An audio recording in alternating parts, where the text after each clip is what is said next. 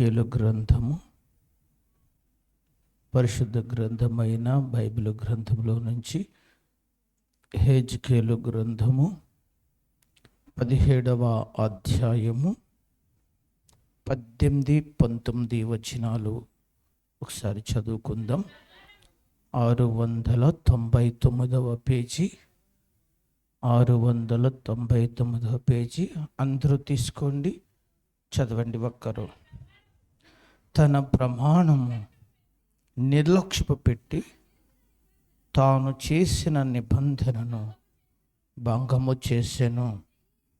తన చెయ్యి ఇచ్చియు ఇట్టి కార్యములు అతడు చేసినే అతడు ఎంత మాత్రము తప్పించుకొనడు. ఇందుకు ప్రభువైన యెహోవా ఎలాగూ సెలవిచ్చుచున్నాడు, అతడు నిర్లక్ష్య పెట్టిన ప్రమాణము నేను చేయించినది కదా, అతడు రద్దుపరిచిన నిబంధన నేను చేసినదే కదా. నా జీవము తోడు నా దోష శిక్ష అతని తల మీదనే మోపుదును. చాలు, అందరూ తలలో వంచండి, ప్రార్థన చేసుకుందాం. మోకరించగలిగితే చక్కగా మోకరించి ప్రార్థన చేసుకోండి. సర్వశక్తిమంతుడైన దేవుడు ఈరోజు తన వాక్కుతో మనందరితో మాట్లాడాలి. ఆయనే మన జీవితంలో కార్యం చేయవాడు, క్షేమ ప్రదాత ఆయనే. కనుక ప్రభువుని వేడుకుందాం. యేసయ్యా, నీకు వందనాలు. ఈ మంచి తరుణం మాకు ఇచ్చినందుకు స్తుతులు దేవా. నీ పిల్లలంగా మేమందరము కలిసి నిన్ను ఆరాధించుకోవడానికి ఇట్టి భాగ్యాన్ని ఇచ్చారు. ఆశతో వచ్చారు నాయన. వాక్యంతో తృప్తిపరచండి. జీవితంలో నీ బిడ్డలకి కావలసిన మెండైన మీ సహాయము బిడ్డలకి దయచేయండి. ఏ సహాయం అవసరమో వారికి తెలియని విషయాలలో కూడా నువ్వు సహాయం చేయగలిగిన సమర్థుడు గనుక అయ్యా, అన్ని విషయాలలో సంపూర్ణమైన మీ సహాయమును ప్రసాదించండి, కృప చూపండి. అల్పుడి నన్ను అభిషేకించి నీకు ఇష్టమైన రీతిలో వాడుకోమని యేసు నామములో అడిగి వేడుకుంటున్నాము తండ్రి, ఆమేన్. దేవునికి స్తోత్రములు. ఆసక్తితో కూడి వచ్చిన మీ అందరికీ ప్రభు నామములో వందనాలు. యేసయ్య మనలందరినీ కాపాడి ఈ దినము ఆయన సన్నిధిలో చేరి ఆయనతో గడిపే ఈ చక్కటి అవకాశం, ఈ మహద్భాగ్యాన్ని మన ప్రభు మనందరికీ దయచేశారు. హల్లెలూయా, హల్లెలూయా. ఒక అంశాన్ని మీ ముందు పెడతాను, దాన్ని మీరు గుర్తుపెట్టుకోండి. నిర్లక్ష్యము చేస్తే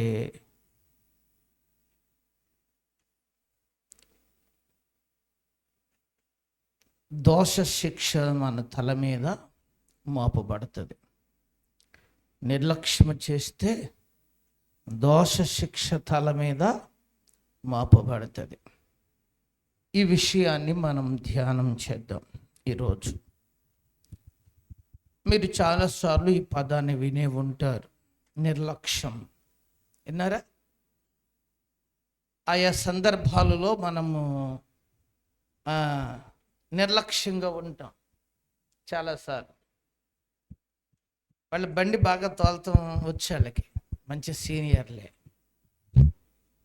కానీ అది టర్నింగ్, ప్రమాదకరమైన మలుపు అని రాసి ఉంటుంది. అక్కడ వేగం తగ్గించుకుని ఏం చేయండి, వెళ్ళండి, ఇది ప్రమాదకరమైన మలుపు అని రాసి ఉంటుంది.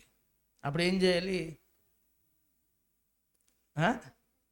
ఈ నిర్లక్ష్య పనులు చదువుతారు, కానీ ఏం చేయరో తెలుసా? నిదానంగా వెళ్ళరో. నాకు తెలవదేంటి, మాకు తెలుసు ఇక్కడ ఏముందని, టర్నింగ్ ఉంది, రయ్యోమని వెళ్ళిపోతారు. అది కట్ అవ్వదు, భయోమని దేక్కుంటూ వెళ్ళిపోతారు అంతే. అప్పుడు కాలు ఇరుగుద్దో తెలియదు, చెయ్యి ఇరుగుద్దో తెలియదు, నడుం జారిపోద్దో. దాన్ని ఏమంటాము? నిర్లక్ష్యం. నిర్లక్ష్యం వలన చాలా నష్టపోయిన సందర్భాలు మనము చూస్తాం. ఒకసారి చిన్ని నిర్లక్ష్యం. ఆ మధ్య మీరు విన్నారు లేదో, భీమవరంలో ఒక తండ్రికి 3 ఆడపిల్లలు. అతను ఒక ఆటో డ్రైవర్. తను అనుకున్నాడు, ఆడపిల్ల అయితే ఏమైందిలే, చక్కగా చదివించుకుందాం, కష్టపడదాం కొద్దిగా ఎక్కువ పిల్లల కోసం అనుకుని కష్టపడి పెంచుకొని చక్కగా చదువుకొచ్చుకున్నాడు. ఆ పిల్లలు వాళ్ళ అమ్మమ్మ ఇంటికి వచ్చారు. ఆడుకుంటా రోడ్డు మీద తిరుగుతూ ఉన్నారు. అక్కడ ఒక ఆయన కారు వేసుకొచ్చి కారు ఆపేసేసి ఆయన గబగబా ఇంట్లోకి వెళ్ళిపోయాడు. పిల్లలకి కారు చూసేటప్పటికి ఎలా ఉంటుంది, అది సరదా కదా. గవిక్కిన వెళ్ళి ఆ డోర్ తీశారు, వచ్చేసింది. ఈ 3 పిల్లలు, ఒకటి ఎక్కింది ముందు, తర్వాత రెండోది ఎక్కేసింది, ముగ్గురు ఎక్కేశారు, డోర్ వేసేసుకున్నారు. అది లాక్ అయిపోయినాయి. వీళ్ళు తీసుకోవటం వీళ్ళకి రాట్లా, తెలియట్లా. వీళ్ళు పాపం సాయంత్రం అయిపోయింది, పిల్లల్ని ఎత్తుకుంటున్నారు. వీళ్ళు ఎక్కడున్నారు పోలీస్ స్టేషన్కి వెళ్ళి కంప్లైంట్ ఇచ్చేశారు, పిల్లలు ఏమైపోయారు అని. అలా ఇలాగా తిరిగి తర్వాత ఒకళ్ళు అలా కారుకు తొంగి చూశారు. చూస్తే పిల్లలు అందులో కనపడ్డారు. వెంటనే కారు ఓనర్ దగ్గరికి వెళ్ళి తాళం తీసి బయటికి తీసేటడికి చిన్నపిల్ల చచ్చిపోయింది, మధ్యలో పిల్ల కొరపానంతో ఉంది. తీరా బయటికి తీసేటడికి మధ్యలో పిల్ల కూడా చచ్చిపోయింది. హాస్పిటల్కి తీసుకెళ్ళారు. అక్కడికి వెళ్ళేటప్పటికి పెద్ద పిల్ల కూడా చచ్చిపోయింది. అసలు ఎంత, కారు ఓనర్ ఏమనుకుని ఉంటాడు, కారు ఆడ పెట్టేశాను ఏమవుద్దులే అనుకున్నాడు కదా. వెళ్తా లాక్ చేయకపోవటం, చెప్పండి, ఆయన ఏమనుకుంటాడు, కారులో విలువైన ఏమి లేవలేకపోతే పోయింది, ఏముందలే, ఓకే మర్చిపోయాడు అంతే. కానీ అది చిన్న ఏంటిది లక్ష్యం, ఏం చేస్తా చెప్పండి, అంతే. ఒక్కొక్కసారి చిన్ని నిర్లక్ష్యాలు కూడా చాలా మూల్యాన్ని చెల్లించాలి. డ్రైవింగ్లో ఒక్కొక్కసారి కొంతమందికి అలక్కునిపోతుంది. సీనియర్లు పక్క కాపేసి శుభ్రంగా టీ తాగా లేదా కాసి నీళ్లు పెట్టి ముఖం ఏం చేసుకుని కడుక్కొని మళ్ళీ ఎక్కుతారు. ఒక్కొక్కళ్ళు ఆ పర్లేదులే అదే ఏమైపోద్ది, తేలిపోద్దులే అనుకుంటారు. తేలిపోద్ది అనుకుని ఎదరికెళ్ళాక ఇంకొద్దిగా పెద్ద కునుకు ఏమవుద్ది అవుతుంది, పెద్ద కునుకు వస్తుంది. రావటం అలిసి ఎటు పెట్టేస్తాడో తెలియదు. అప్పుడు ఎంత నష్టం వాటి వెళ్ళద్దో. ఇలాగ లోకంలో మనం చాలాసార్లు చాలా ప్రమాదాలు చూస్తాం. ఒకసారి హైవేలో ఒక నిర్లక్ష్యం వలన ఇటు నుంచి వెళ్ళే కారు అటే పక్క నుంచి వెళ్ళే వాళ్ళకి ఏమైందన్నారు, డివైడర్ దాటి అటే పక్కన వెళ్తుంటే ఆ వెహికల్ మీద పడింది, అంతే, వాళ్ళు చచ్చిపోయారు. వాళ్ళు అసలు ఏమనుకుంటారు, అటు నుంచి మాకు ఎదురెవడో రారు. కొన్ని చిన్న నిర్లక్ష్యాలు చాలా మూల్యాన్ని ఏం చేస్తాయి, చెల్లిస్తాయి.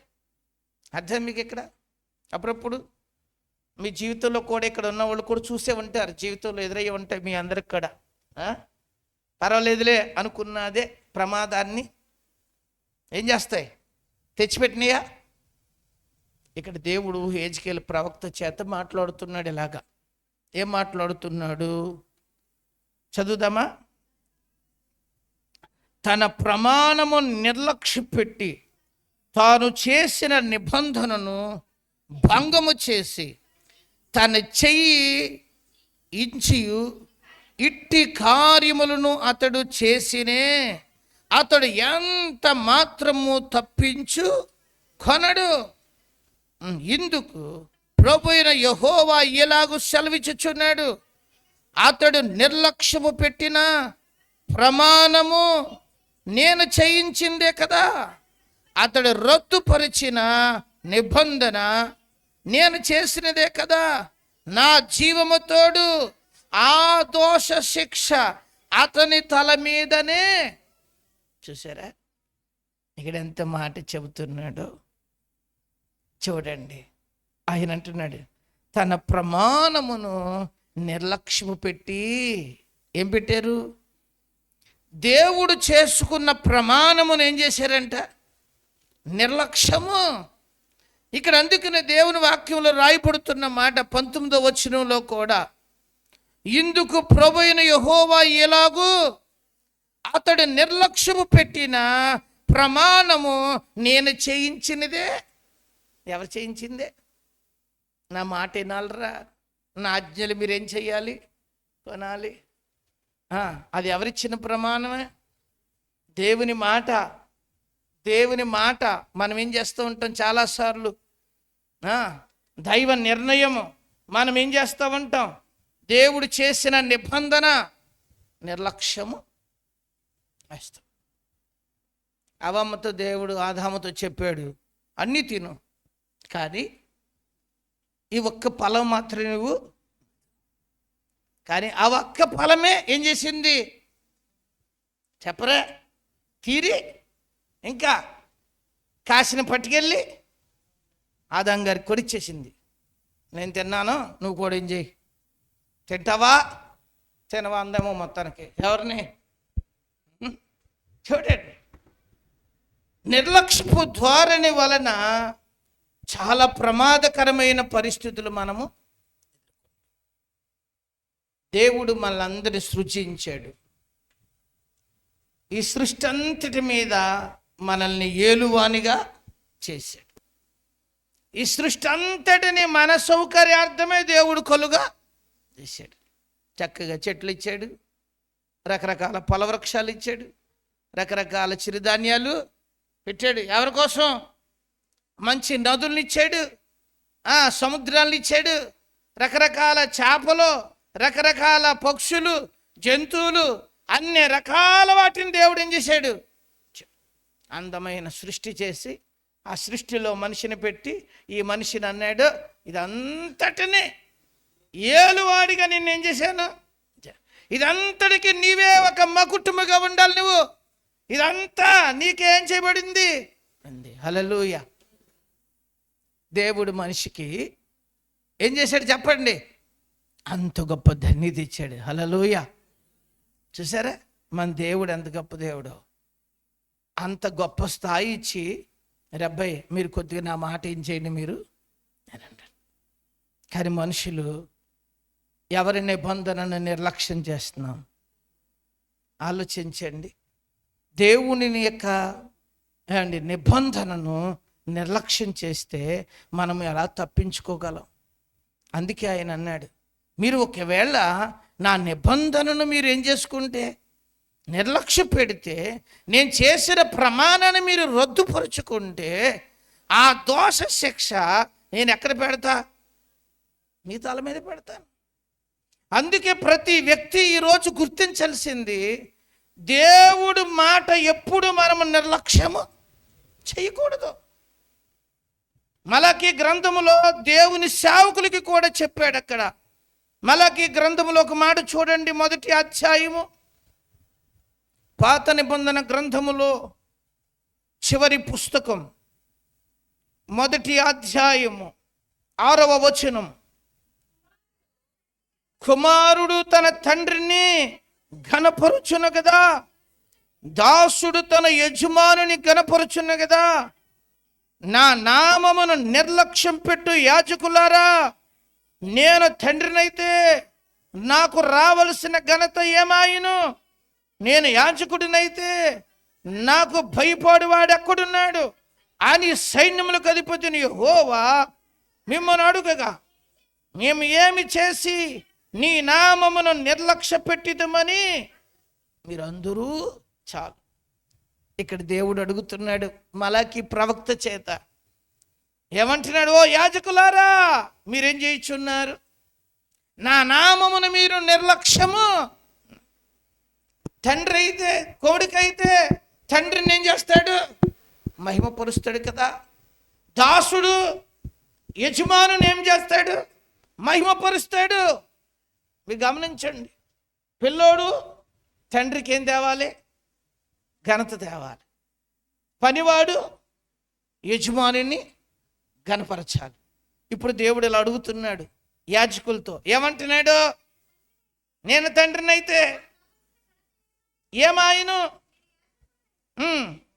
యజమానుడినైతే ఎక్కడున్నారు? యెహోవా మిమ్మల్ని అడుగగా మేమేమి చేసి నీ నామమును, చూసారా దేవుడు అడుగుతున్నాడు. అంటే దేవునికి రావవలసిన మహిమను వీళ్ళు ఏం చేస్తున్నారు? దొంగిలిస్తున్నారు. అప్పుడు దేవుడు ఇలాగే ప్రశ్నిస్తున్నాడు. గమనించండి, కొన్ని సందర్భాల్లో చాలా ఉత్సాహం ఎక్కువైపోద్ది. ఒక్కొక్కసారి ఉత్సాహం ఎక్కువైపోయినప్పుడు కొన్నిసార్లు కొంతమంది, మీరు చెప్పారు చూడండి సాక్ష్యాలు, కొంతమంది ఈరోజు దేవుడు మీ పట్ల చేసిన కార్యాలు ఎలా సాక్ష్యం చెప్పారో అలా చెప్పేటప్పుడు ఇలా చెబుతూ ఉంటారు. ఏమని చెబుతూ ఉంటారంటే, మా అయ్యగారు ప్రార్థన చేయగా, మా అమ్మగారు ఏం చేయగా, ప్రార్థన చేయగా దేవుడు నాకు ఏమిచ్చాడు? స్వస్థతనిచ్చాడు. అయ్యగారు అమ్మగారు ప్రార్థన చేయగా దేవుడు నాకు మగపిల్లాడిని ఇచ్చాడు. అయ్యగారు అమ్మగారు ప్రార్థన చేయగా దేవుడు నాకు ఇల్లు. ఇప్పుడు ఎవరిని మహింపరుతున్నారు రమేష్? దేవుడినా పాస్టర్ గారినా? పాస్టర్ గారు. ఇప్పుడు దేవుడు ఏమడుగుతున్నాడు అక్కడ? ఎరా యాజకులారా, ఎవరిని మహింపరుతున్నారా మీరు? పిల్లోడు తండ్రినేనా? దాసుడు యజమానే కదా. మీరు నన్ను మహింపరుస్తున్నారా? నన్ను మీరు నిర్లక్ష్యము.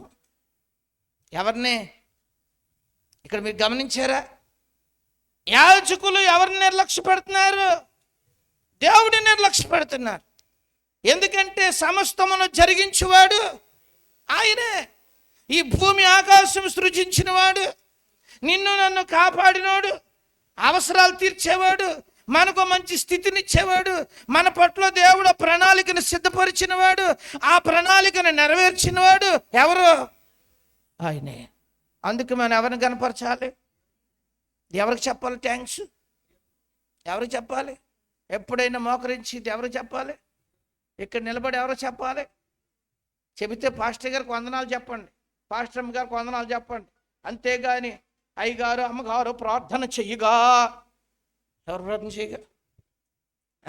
ఒక్కొక్కసారి అయ్యగారు అని చెప్పి అమ్మగారు చెప్పలేదు అనుకో, వెనకాల వాళ్ళు అంటారు అమ్మగారను అంటారు. మళ్ళీ వెనకాల అయ్యగారు ఒకటి చెబుతామేంటి? ఎవరి పేరు కూడా చెప్పాలి? చెప్పరా? పాస్టర్ గారు మెప్పు కోరుకుంటే ఇచ్చేది ఈయన. ఎవరు? అర్థం మీకు ఇక్కడ? దేవుణ్ణే మన అందరము ఆయన మహిమపరచట మనం నిర్లక్ష్యము చేయకూడదు. ప్రజలతో చెబుతున్నాడు, చెప్పండి, యాజకులతోనూ చెబుతున్నాడు. ఇలా నిర్లక్ష్యం చేసుకుంటూ పోతూ ఉంటే ఆయనకు ఒక రోజున బాధ వేసింది. ఎవరికి? ఇదా చెప్పండి. అమ్మని నాన్నని చూడకుండా, వాళ్ళకి కావాల్సింది ఏం చేయకుండా, తేకుండా, ఊళ్ళో ఎవరో వసూలోళ్ళకి అన్నం పెట్టి బట్టలు పెట్టాడు అనుకోండి, ఏమంటారు దాన్ని? సత్యప్రకాష్, ఎవరు చూడకుండా, వీళ్ళకి పెట్టకుండా బయట ఫోటోలు దిగుతా ఎవరికి పెడుతుంది? ఈ తల్లికి ఏమవుతుంది? ఎవరు నిర్లక్ష్యం చేస్తున్నాడు? చూసారా? ఈరోజు మన జీవితంలో గమనించ, బయట ఎన్ని ప్రగల్భాలు పలిగితే ఏంటి లాభం? అసలు ఎవరో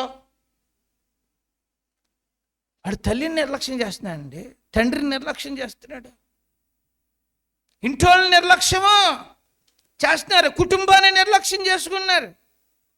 దేవుడు అనుగ్రహించిన చక్కని బిడ్డల్ని సక్రమైన మార్గంలో పెంచడంలో నిర్లక్ష్యము. అంతేనా కాదు? బాగానేవ్వండి, పేదనికి రారా అన్నారా, రాపోతే రానివ్వ, ఆడుకో, నేను పేదనికి వెళ్తున్నాను, నేను ఆరాధనకి వెళ్తాను, నేను వచ్చేదాకా ఏం చేసుకో. ఇంటికి వెళ్ళేటప్పటికి వాడు ముక్కు పగలు కొట్టుకుని ఎదుర్కొంటూ వస్తాడు. అప్పుడు అర్థం అవ్వాలి మీకు. ఎప్పుడు చెప్పరే? ఎక్కడుండాలి? అయ్యో మా పిల్లలు ఎక్కడ ఉండాలి? ఎందుకు నిర్లక్ష్యంగా ఉండాలి మనం? సాతానుడు వాళ్ళని వాడుకోవచ్చు కదా. సాతాను జ్వరపడ్డానికి ఎవరిని వాడుకుంటాడు కదా? ఏదో ఒక అవకాశాన్ని, ఏదో ఒక సందు, ఏదో ఒక దారి చూసుకుంటాడు. ఎవరు? అందుకే మనం ఎలా ఉండకూడదు చెప్పండి. ఆ? మనకిచ్చిన కుటుంబం విషయంలో చెప్పండి, నిర్లక్ష్యం వహించకూడదు. హల్లెలూయా. దైవ భయం కలిగిన వారు, దైవికంగా ఆలోచించేవారు నిర్లక్ష్యమైన పరిస్థితులు కలిగినప్పుడు ఆ కుటుంబాలు సూపర్గా ఉండవు. ఆ కుటుంబాలు చిన్నపాటి పరలోకంలాగా ఉండవు. గమనించండి. కొన్నిసార్లు కొంతమంది ఎంత చక్కగా ఉంటారంటే ప్రతి భార్యకి తెలుసు వాళ్ళ ఆయన ఎక్కడికి వెళ్ళాడు, ఎన్నింటికి వస్తాడో, అక్కడ పని ఎన్నింటికి అయిపోద్దో తెలుసు. అందరికీ ఫోన్లు వచ్చేసి నీకు ఇప్పుడు, హలో ఇంకా రాలేదేంటి, ఎవరిని, శిరీష చేస్తావు, నువ్వు చెయ్యవా, చేస్తుంది. నా దగ్గర ఉండగానే చాలాసార్లు చేసింది, నాకు అందుకే తెలుసు. చక్కగా ఏం చేస్తారు చెప్పండి, తప్పులేదు. ఏం చేయాలి, నా దగ్గర ఉన్నాను కాబట్టి గొడవ లేదు అనుకోండి, బయటకు ఎక్కడికైనా వెళ్ళినప్పుడు అలవాటు మంచిదే. ఏం చేయటం, కొంతమంది పిల్లలు వాళ్ళు 12 దాకా రోడ్ల మీద ఆడుకుని ఏది ఏ ఆట, ఇదివరకులాగా కబడ్డీ ఆటలు కాదు, సెల్ ఫోన్లు ఇచ్చుకుని ఏం చేస్తున్నారు, ఈ చెట్టు కాడ ఒకడో ఆ చెట్టు కాడ ఒకడో, లేకపోతే ఒక నలుగురు కలిసి ఓ టీం అయిపోయి ఏం చేస్తున్నారు, ఆట. ఎన్నింటి దాకా? ఈ తల్లిని అడిగామనుకో, ఎప్పటికప్పుడు ఆడే వచ్చి పడుకుంటాడండి. ఎప్పుడు పోలీసు వాళ్ళు ఏమడుగుతున్నారు తెలుసా, ఏ కన్నవో పిల్లలు ఎప్పుడు వస్తున్నారో కొన్ని నీకేమవ్వలేదు వెళ్ళదా, గడ్డెట్టేస్తున్నారు ఒక్కోసారి. వాళ్ళు తప్పిపోతారు. వాళ్ళు తప్పిపోవడానికి కారణం ఏంటి, మా అమ్మ మమ్మల్ని ఎప్పుడు వెళ్ళినా ఏమందో, ఎప్పుడోకప్పుడు వెళ్ళిపోవచ్చు, ఏం చేయొచ్చు. ఇంకా కొంతమంది మంచి తల్లులు ఉంటారు, వాళ్ళ పళ్ళు వాళ్ళకి పెట్టేసి వచ్చి అక్కడ పెట్టేసేస్తారు. నువ్వు ఎప్పుడు వచ్చినా ఏం చెయ్యి, కొమ్ము అక్కడ పెట్టేసి ఉంచారు. అంటే వీళ్ళకు కొమ్ము వండుతానికేనా? వాళ్ళు ఏం చూస్తున్నారు, వాళ్ళు ఏ టైంకి వస్తున్నారు, అసలు వాళ్ళు ఎలా నడుచుకుంటున్నారు, వాళ్ళ ప్రవర్తన, వాళ్ళ బిహేవియర్ ఎలా ఉంది, అసలు ఏమైనా తేడాలు ఏమైనా కనపడుతున్నాయా? దాన్నే ఏంటంటారు చెప్పండి, గమనించాలి. తల్లులు గమనించాలి. ఏం గమనించాలి, వాళ్ళ ముఖాలు చూడాలి, వాళ్ళ వాతావరణము చూడాలి. కొంచెం ఏదో తేడాగా ఉంది, హెచ్చరిక చెయ్యాలి, కూర్చోబెట్టుకోవాలి. బాబు అలా కదని ఏం చేసుకోవాలి, చెప్పుకోవాలి. లేదు దేవుని సన్నిధికి తీసుకురావాలి, దేవుని సేవకుని చెప్పాలి, అయ్యా మా ఓడి పరిస్థితి కొద్దిగా తేడాగా ఉంది, కొద్దిగా ఏం చేయండి, 4 మాటలు చెప్పండి. చెబుతాం, మన ప్రయత్నం మనము చేస్తాం. నాకు తెలిసిన వాటి విషయంలో నా సాయశక్తుల ప్రయత్నము చేస్తాను. ఎన్ని ప్రయత్నాలు చేయగలగానో అన్ని ప్రయత్నాలు చేస్తా, కానీ చేయి దాటిపోతే మనం ఏమీ చేయలేం. ఈరోజు మీకు అదే గుర్తు చేస్తున్నాను. నిర్లక్ష్యం ఉంటే ఎవరు నష్టపోతారు, ఎవరు నష్టపోతారు మీరు ఆలోచించండి. భర్త విషయంలో, భార్య విషయంలో, పిల్లల విషయంలో, అది కొడుకు అవ్వచ్చు, కూతురు అవ్వచ్చు, ఏముంటే ఫోన్ ఇచ్చేసారు అండి, ఆడుకుంటున్నాడండి, చూసుకుంటున్నాడండి. ఏం చూస్తున్నారు అసలు, చూశారు ఎప్పుడన్నా? దొంగ సైడ్కి వెళ్ళాలి మనం. సిఐడి ఆఫీసర్లు అనుకోండి, కాసేపు ఎవరో నాకు ఆ ఉద్యోగం రాలేదు, ఇద్దరు బతుకు అనుకోకండి, మీరే పెద్ద సిఐడి ఆఫీసర్లో. అంతేనా? దొంగ సైడ్కి చూడండి, వెళ్ళి ఏం చేస్తున్నారు, వెళ్ళి ఏం చేస్తున్నారు. ఒక్కోసారి సడన్గా ఏం చేయాలి.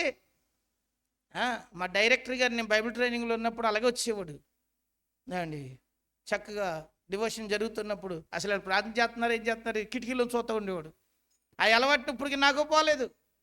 ఇక్కడ స్కిట్లు వేస్తూ ఉంటే నేను ఇక్కడ డైరెక్టర్ రాను, కిటికీలోంచి చూస్తాను. అక్కడ ఎవడేం చేస్తున్నాడో చూస్తాను. ఎక్కడిచ్చి వీళ్ళ పాప వీళ్ళ పాస్టర్ గారు లేరు, ఇంకెవరు లేరు అనుకుని రెచ్చిపోతారు వీళ్ళు. అప్పుడు చూస్తాను. అప్పుడు చూసి వచ్చాక ఒక్కొక్కటి సంగతి అర్థం. మీకు ఇక్కడ అంత సడన్గా వదిలేను, ఆఖరి మా పిల్లల్ని కూడా వదిలేను. మొన్నటిదాకా మా దగ్గర పడుకునేవాళ్ళు, ఈ మధ్య కొద్దిగా పైన కట్టాక వెళ్ళి పైకి పోతున్నారు. వీళ్ళు పైకి పోయినా ఏం చేస్తారు, అప్పుడప్పుడు దొంగ సైడ్కి వెళ్తాను పైకి. ఎక్కడికి ఏం చేస్తున్నారు, ఏం చేయాలి? అర్థం మీకు ఇక్కడ మనకి కొంచెం ఏముండాలి చెప్పండి?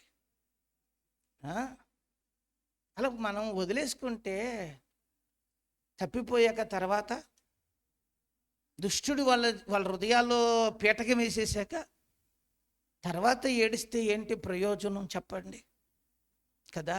అప్పుడు అందుకని అన్నాడు అక్కడ, ఏమన్నాడో తెలుసా అయండి, ఆ దోష శిక్ష ఎక్కడ పెడతానన్నాడు? వాళ్ళ నెత్తి మీద పెడతాన్నాడు. చేసుకున్నాం కాబట్టి ఆ దోష శిక్ష ఇప్పుడు ఎవరి నెత్తి మీద ఉంది? పక్కవాడి నెత్తి మీద పెట్టాడు. ఎవరి నెత్తి మీద చెప్పండి? ఎవడ నిర్లక్ష్యం చేశాడో వాళ్ళకి మీదకి వస్తుంది అంతే. యజమాని విషయంలో నిర్లక్ష్యంగా ఉంటే ఆ మహతల్లికి వస్తుంది తిప్పలో. పిల్లల విషయంలో నిర్లక్ష్యంగా ఉంటే వాళ్ళకి వస్తుంది చెప్పండి, తల్లిదండ్రులకు వస్తుంది. ఎలా ఉండాలి? ఏ బాధ్యత దేవుడు మనకి ఇచ్చాడో ఆ విషయంలో ఇది ఎంత ముఖ్యమో దేవుని విషయంలో కూడా మనం అలాగే. అర్థం మీకు ఇక్కడ మనుషుల విషయంలో చెబుతున్నాడు, యాజకుల విషయంలో నిర్లక్ష్యంగా ఉన్నంటే దేవుడు ఒక రోజున ఆయన వేదన చెందుతూ యెషయా గ్రంథములో 1వ అధ్యాయం 2వ వచనంలో ఆయన ఇలా మాట్లాడుతాడు చూడండి. యెషయా గ్రంథము 1వ అధ్యాయం 2వ వచనం, యెహోవా మాట్లాడుచున్నాడు, ఆకాశమా ఆలకించు, భూమి చెవియొగ్గు, నేను పిల్లల్ని పెంచి గొప్పవారినిగా చేశా, వారు నా మీద ఏమయ్యారు? ఎవరితో చెప్పుకున్నాడు? ప్రసన్న, ఎవరితో చెప్పుకుంటున్నాడు దేవుడు? చెప్పు. బుర్రకాయ వాక్యాల మీద పెట్టాలి, అటు ఇటు కాదు. చిటి తల్లి చెప్పు. ఎవరు చెప్తున్నారు? దేవుడు అంటున్నాడు, ఆకాశమా. అర్థం మీకు? అప్పుడప్పుడు మీకు కోపం వచ్చింది అనుకో, ఏం చేస్తారు? మీ ఆయనకి ఎక్కతారా?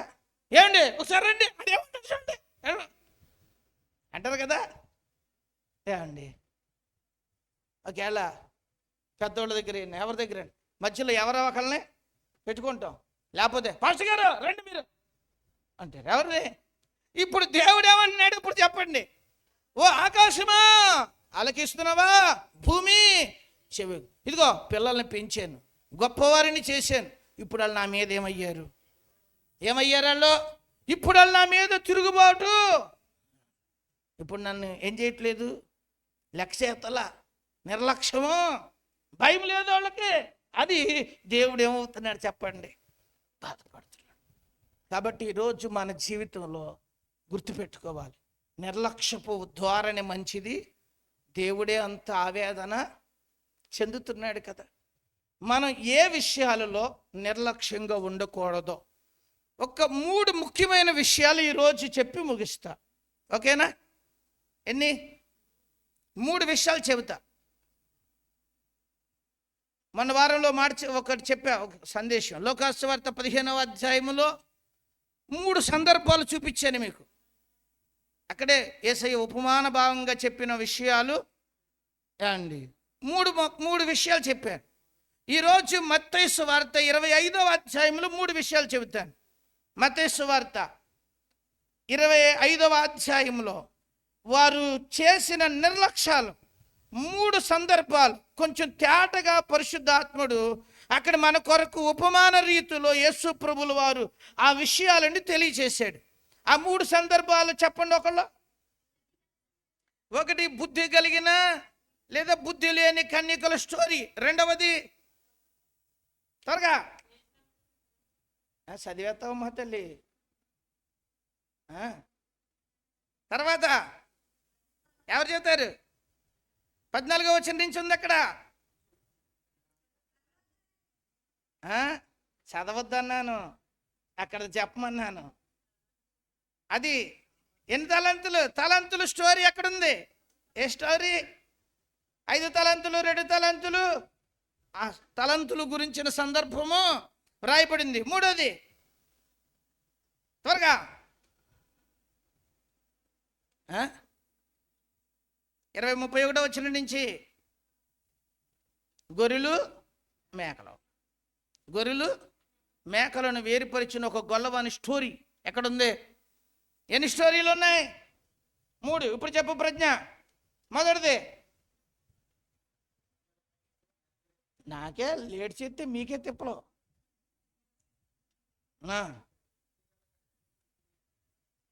మొదటిది బుద్ధి కలిగిన కన్యకల స్టోరీ. రెండవది తలంతుల స్టోరీ. మూడవది గొల్లవాని గొర్రెల స్టోరీ. ఓకేనా? ఎన్ని? 3 స్టోరీలు అక్కడే ప్రభు చెప్పాడు. ఈ 3 నిర్లక్ష్యాలు చూసేద్దాం. వాళ్ళు ఎవరి సంగతి? మొదటిది తెలుసుగా మీకు స్టోరీ ఏంటది?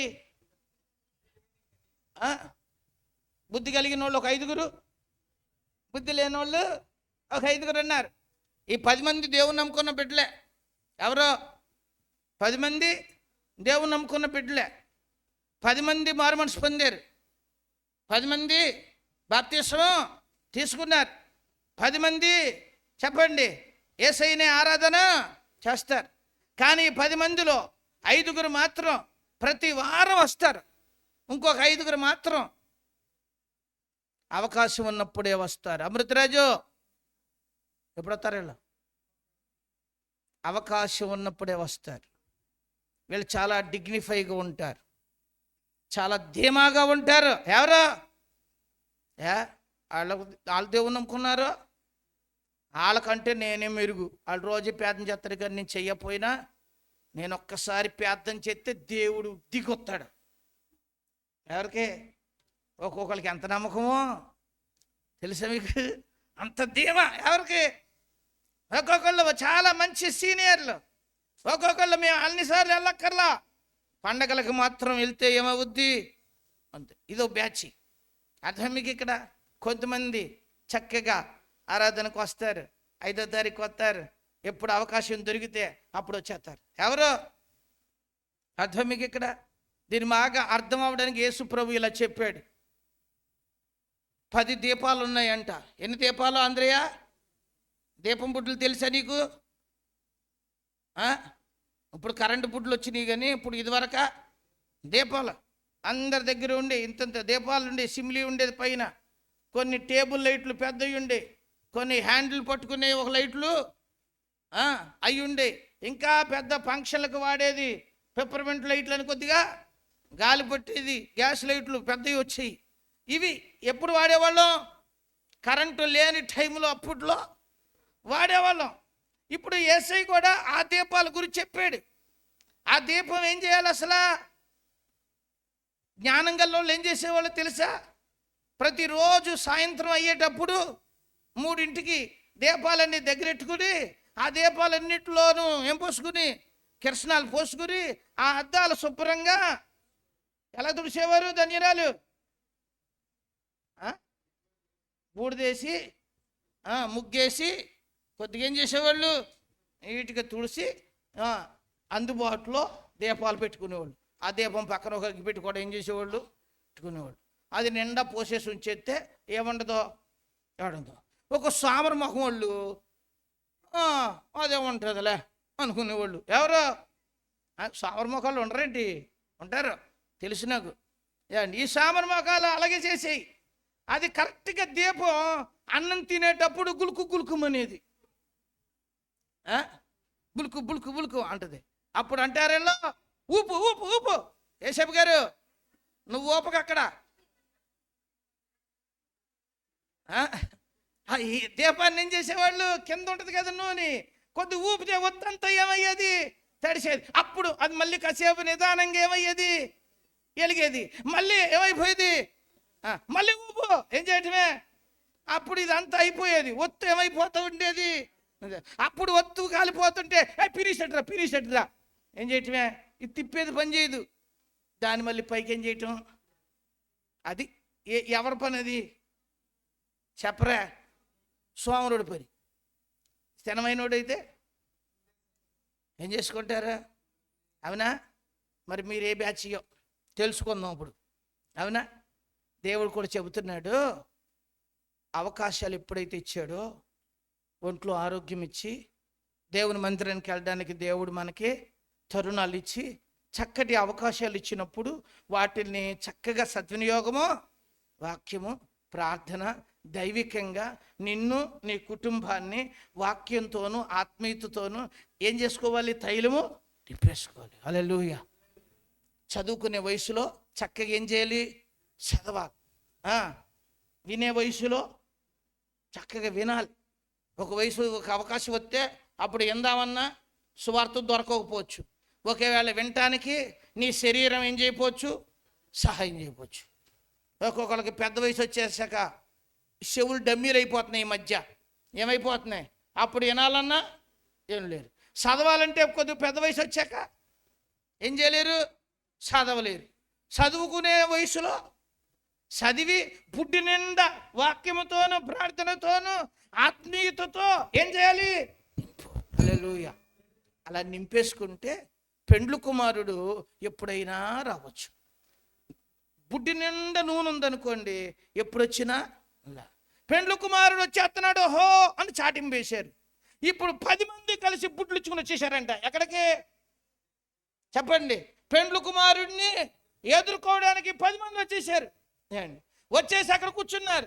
అయితే పెండ్లు కుమారుడు రావటం కొంచెం ఏమైంది? ఆలస్యమైంది. ఆలస్యమయ్యేటోడికి 10 మంది కునికేసేసారు. సత్యప్రకాష్ అక్కడ వేసేసారు. వేసేసాక పెండ్లు కుమారుడు వచ్చేస్తున్నాడేమో, మళ్ళీ వచ్చింది శబ్దం, వచ్చేస్తున్నాడు పెండ్లు కుమారుడు. వచ్చేస్తున్నాడా? ఒరే దీపం ఎదురా. అయ్యి బాబు, నా దీపంలో కొద్దిగా ఉంది, ఆరిపోయేలాగా ఉందని పక్కన దీపం దగ్గరికి వెళ్ళి ఒరే కొద్ది పోయివా అను. వాళ్ళు అన్నారు నీకు నాకు సాలదన్న. ఎరా నీ దీపం నా దీపం కూడా కొద్దిగానే ఉంది. ఒరే నీ దీపం నాది కొద్దిగానే ఉంది. ఒరే రారా మన 5గురం పోదాం. ఎక్కడికి? సత్యప్రకాష్ అమ్మే వద్దల దగ్గరికి వెళ్దాం రా అని మొత్తం ఈ 5గురు కలిసి కొట్టుకాడికి వెళ్ళి కొనుక్కుని తైలం పోసుకుని అప్పుడు ఏం చేశారు? అర్థం మీకు ఎక్కడ అంటే ఓ పాస్టర్ గారిని లెగ్గొట్టి కాసేపు ఏం చేయండి బాబా, వాక్యం చెప్పయ్యా, కాసేపు ఏం చేయయ్యా, ప్రార్థన చేయయ్యా అయ్యా అని చెప్పి అక్కడ సమకూర్చుకుని ఇలా తాగితీగా ఎక్కడికి వచ్చారంట? వచ్చారు. ఈలోగా పెండ్లు కొడుకు వచ్చాడంట. ఇక్కడ సిద్ధపడిన 5గురిని తీసుకుని వెళ్ళిపోయాడంట. తలుపు వేసేసాను. ఇప్పుడు వీళ్ళు వచ్చేసారు. అయ్యా కొద్దిగా ఏం చెయ్యి, తలుపు తీ అంటున్నారు. ఎవరిని? అప్పుడు ఆయన ఏమంటున్నాడు? అక్కడ మీరు చదువుతారా? మిమ్మల్ని ఎరుగునని మీతో చెప్పుచున్నాను నిశ్చయముగా. ఏమన్నాడు అక్కడ 12వ వచనంలో? మిమ్మును ఎరుగును మీతో నిశ్చయముగా. స్ట్రాంగ్గా చెబుతున్నా, మీరెవరో నేను ఎరగను అన్నాడంటే. ఎవరు? అయ్యా ఎరగనంటే వింటయ్యా, నీకు తెలుసు కదయ్యా, మా ఇంటికాడ కూటం పెట్టావు కదయ్యా, గారెలు వేసాం కదయ్యా, ఏసేపు గారి గారెలు కూడా బ్యాగ్లో పెట్టుకున్నాడు కదయ్యా. నీకు తెలవపోయిందయ్యా. ఏసేపు గారు నిన్న కొద్దిగా ఏం చెయ్యి, కొద్దిగా అడిగయ్యా అంటే ఆయన అంటున్నాడు. ఏమన్నాడు ఇప్పుడు చెప్పండి? ఏమన్నాడు? అసలు మిమ్మల్ని ఎవరినో ఎరగను. ఎవరంటున్నారు కదా? వీళ్ళు గుర్తు చేస్తున్నారు. అయ్యా ఒకసారి తలుపు తీయ్యా. అప్పుడు ఏమంటున్నాడు? మిమ్మల్ని అస్సలు నేను ఎరుగను. ఏం చేస్తున్నాడు చెప్పండి? ఈ రోజున మనం గమనించాలి. అక్కడ ఒక మాట రాస్తున్నాడు, ఆ దినమున ఆ గడియను మీకు తెలియను కనుక మెలకుగా. ఎలా ఉండండి? ఎలా ఉండాలి అంటే ప్రభు రాకడ సమయం ఎప్పుడొస్తుందో తెలియదు, మన పోకడ ఎప్పుడో తెలియదు. కాబట్టి మీరు ఎలా ఉండండి? సిద్ధపాటు. హల్లెలూయా. ఎప్పుడన్నా పలుక్కుని రోజు ఉందా మీకు? మొగుడు పెళ్ళం ఇద్దరు పలుక్కుని రోజు ఏమైనా ఉందా? గుర్తొస్తుందా? రావట్లేదు ఎవరికని? నాకు మా పాస్టమ్ గారికి లేదులేండి, 25 సంవత్సరాల నుంచి ఏం లేదు.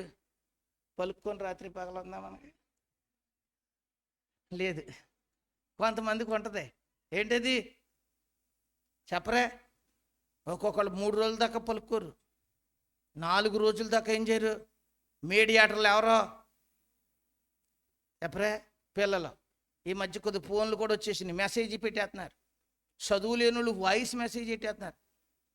బయటికి వెళ్తే ఇదిగో కొద్దిగా పంచదార టీ పొడు పట్టురా, వీళ్ళు తెత్తనాలే, వీళ్ళు ముఖం మాత్రం ఏం చేసుకోరు, వీళ్ళు చెప్పరా, లేరంటారా? ఈ పలుకు లేని వాళ్ళు గనక ఆ రాత్రి దేవుడు రాకడ వచ్చింది అనుకోండి, వీళ్ళ సంగతి ఏంటి రమేష? వెళ్తారా ఉంటారా? చెప్పు రమేష. ఎప్పుడన్నా కోపము చలిగేవనుకో గుర్తెట్టుకో, ఇదిగో ఇవాళ రాత్రి కనుక రాకడొచ్చిందా, సుందరం నువ్వు ఇద్దరు ఉండిపోయినట్టే. ఏమైనట్టే? సమాధానం లేని వాళ్ళని ఎవడు తీసుకెళ్తాడు చెప్పండి? తీసుకెళ్తాడా? ఏం కావాలి? సిల్లిగా కాదు. బాగా అర్థం చేసుకోండి దేవుని పిల్లలు, మనం చాలా ఆత్మీయంగా ఏమై ఉండాలి, సిద్ధపాటు. ఏమో ఎప్పుడైనా ప్రభు రాకడా రావచ్చు. మన మధ్య విమానం కూలిపోయింది, వాళ్ళందరూ చచ్చిపోదాం అనుకున్నారు. వాళ్ళు సడన్గా మరణం, వాళ్ళు చాలా హ్యాపీగా ఉన్నారు, సంతోషంగా ఉన్నారు, సెల్ఫీ దిగుతున్నారు, శుభ్రంగా తింటున్నారు, పిల్లలతో ఎంజాయ్, వాళ్ళు సంతోషంగా ఉన్నారు. అండ్ ఇలాంటి ఎన్నో శుభకార్యాలు మన శుభదినాలు చూద్దాం అనుకున్నారు వాళ్ళు. కానీ భయంకరమైన అశుభ దినం ఏం చేయాల్సి వచ్చింది? మనిషి జీవితం ఎప్పుడు ఎలా ఉంటుందో చెప్పండి, తెలియదు. అందుకనే మనము అనుక్షణము ఏమై ఉండాలి చెప్పండి? ఇప్పుడు గట్టిగా సిద్ధపాటు కలిగి ఉండండి, అంతే. సిద్ధపాటు విషయంలో మనం నిర్లక్ష్యంగా ఉండటానికి వీలు లేదు. దేవుడు ఎప్పుడు అవకాశాలు వస్తే అప్పుడు వాక్యాన్ని సమకూర్చుకోండి, ప్రార్థన సమకూర్చుకోండి, ఆత్మీయతను సమకూర్చుకోండి, కుటుంబం అంతటిని ఆత్మీయంగా ఏం చేసుకోండి, సమకూర్చుకోండి. హల్లెలూయా, హల్లెలూయా. మనం అలా సమకూర్చుకోవాలి. ఆ విషయంలో మనం ఎలా ఉండకూడదో, నిర్లక్ష్యంగా ఉన్నామా తీవ్రమైన పరిణామాన్ని కోవాలి. లేకపోతే అప్పుడు దేవుడు ఏమంటాడు తెలుసా? ఏమంటాడు? మీరెవరో నాకు తెలీదు. ఎందుకంటే ఆయన పిలిచిన టయానికి మనం ఏమవ్వకపోతే చెప్పండి, మనం రెడీగా ఉండం. అది మనం గుర్తుపెట్టుకోండి. అది ఎప్పుడైనా కావచ్చు. ఈ లోకంలో ఆశీర్వాదాలు ఇవే శాశ్వతాలు ఏమి కాదు. మనకు నిరీక్షణ ఉంది. ఈ లోకంలో ఉంటే ఇక్కడ ఉంటాం, లేకపోతే నిత్యత్వంలో ఎవరితో ఉంటాం? యేసు ప్రభువుని మన రక్షకుడిగా అంగీకరించింది ఆశీర్వాదాలు ఆరోగ్యాల కొరకు కానే, ఇవి ఇస్తాడు. కానీ వీటికంటే ముఖ్యమైనది మన ఆత్మను పరలోకములో ఆయనతో కూడా ఇచ్చుకుంటాడు. హల్లెలూయా. అది మన ఆశది, మన కోరికది, మన గురిది, మన గోలు, మన గమ్యము అదే. హల్లెలూయా. అందుకు మనం చెప్పండి, ఎవరెడీ బ్యాటరీ లాగా ఎనీ టైం దేనికి చెప్పండి. కొంతమంది యేసయ్య నమ్ముకున్నాం, మాకేం భయమేమి లేదో, ధీమాగా ఉండొచ్చు, సిద్ధపడి ఉంటే పర్వాలేదు. బాప్తీసం తీసుకున్నంత మాత్రాన పరలోకి వెళ్ళిపోతామని మాత్రం బాప్తీసం తీసుకుని అబద్ధాలాడి, బూతులాడి, పోగిరి చేష్టలాడి, పనికిమాల పనులని చేసేసి మేము కూడా ఎత్తుపడతామంటే ఏమవరో ఎత్తుపడతాం. ఒకవేళ రేపొద్దున రాకూడదు అనేటప్పటికీ ఈ రోజున ఏదన్నా కొంచెం వాతావరణం అలజడి అయిపోయింది అనుకోండి, నాయన ప్రభువా కాపాడు నాయన అంటానికి కుదురుద్దా అండి? రాకడ సమయాన దానియాలు ఎవరైనా చెబుతారా? ముందు చెబుతారా? ఏ పాస్టర్ గారి నోటమట డిసెంబర్ నెలలో 2025 డిసెంబర్ 25వ తారీఖున యేసు ప్రభు రాకడంట అన్నాం అనుకోండి, 23వ తారీఖు నుంచి పాస్టర్ గారు ఒక్క పాస్టర్ ఖాళీ ఉండదు. ఏం చేయటమే? వరుస పెట్టి కాళ్ళ ముంచేతమే. అర్థమైంది మీకు ఇక్కడ? అందుకనే డేట్ దేవుడు ఏం చేయలేదు. ప్రసన్న డేట్ చెప్పాడా? చెబితే ఆ డేట్ కోసం ఏం చేయొచ్చు మనం? అప్పుడు దాకా గోడ మీద పిల్లిలాగా ఉండొచ్చు. అప్పుడు కంగారు వచ్చేద్ది, ఎప్పుడు టైం అయిపోతుంది గబును ముంచండి బాబోయ్, ఏమవుద్దు కదా. కానీ ఇప్పుడే మనం ఏమవ్వాలి? అన్నీ బాగున్నప్పుడే మనం ఏమవ్వాలి? మంచి సిద్ధపాటు మనము. హల్లెలూయా. ఇలాగ ఆలోచించాలంటే ఆత్మీయమైన విషయాల్లో నిర్లక్ష్యము లేనివాడు. ఆత్మీయమైన విషయంలో నిర్లక్ష్య పరులు ఎవరంటే చూద్దాంలే, పొందుదాంలే, పిల్ల పెళ్ళి కూడా అయిపోనీలే. ఇంకా గుమ్మలూరులో ఒక ఆవిడ అందే, శీతాకాలం చలి కదా ఏండి ఇప్పుడు వద్దండి బాప్తీసం, యాసకాలం తీసుకుంటాను. యాసకాలంకి ఇద్దామని చూస్తే ఆవిడ లేదు. నిజంగా జరిగిందే. అర్థం మీకు ఇక్కడ భువన పిల్ల ముసలమ్మ అందే, కొత్త చీర లేదు పాస్టర్ గారు, కొత్త చీర కొనుక్కొని నాకేం తీసుకుంటాను. కొత్త చీర కొనుక్కుందో లేదో కానీ ఈవిడ లేదు. ఏం చేయడానికి? చీర చెప్పరే, ఇది చూడకూడదు. అలా చేసేవాళ్ళందరూ ఎవరంటారు చెప్పండి? ఇప్పుడు చెప్పండి కొద్దిగా. నిర్లక్ష్య పొరులు. ఆత్మీయమైన విషయంలో ఎవరెల్లో, ఆత్మీయమైన విషయంలో ఎవరు ఎనీ టైం రెడీగా ఉన్నవాళ్ళు. ప్రభువా ఈ రాత్రి నువ్వు వచ్చేస్తే ఆడ కలుసుకుందాం, ఆడ కలుసుకుందాం.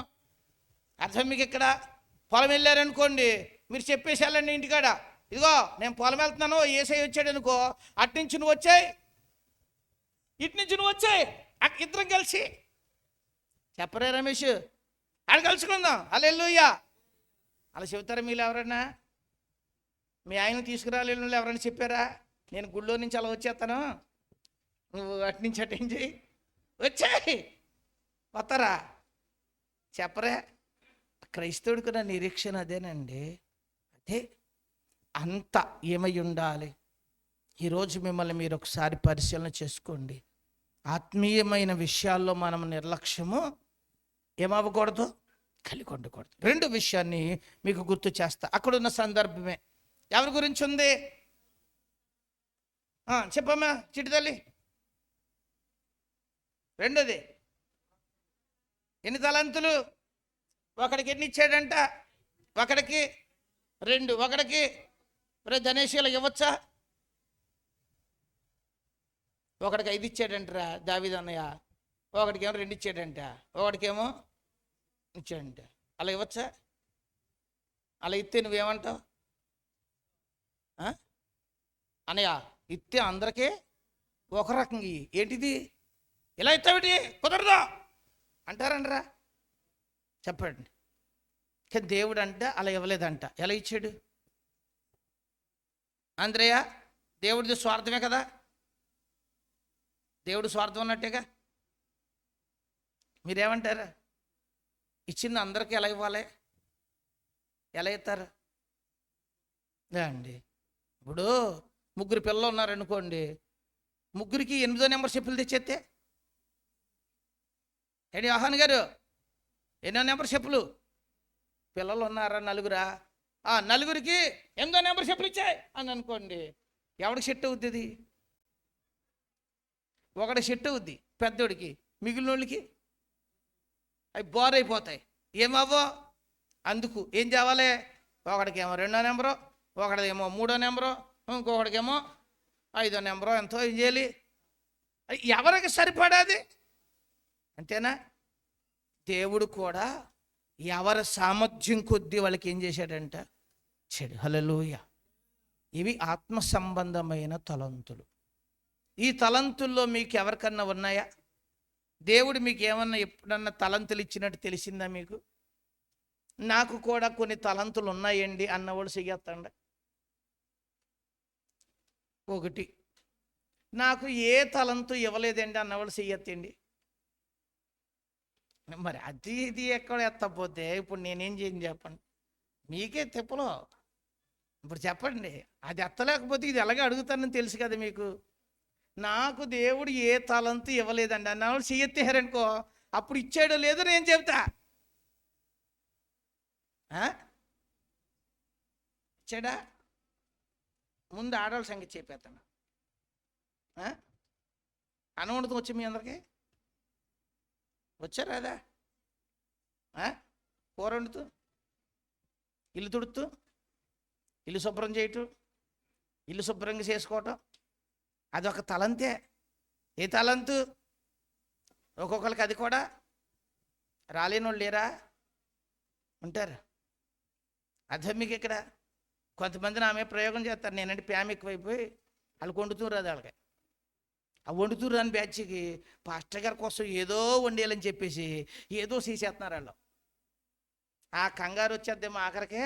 ఆ కంగారులో వాళ్ళు ఏం చేస్తారు పాపం. ఒక్కొక్కళ్ళు చాలా ఎక్స్పీరియన్స్గా, చాలా చక్కగా, అంటే మీకు మంచిగా చేయటంలో ఎవరు ఏంటి చెప్పండి, ఎక్స్పర్ట్లు.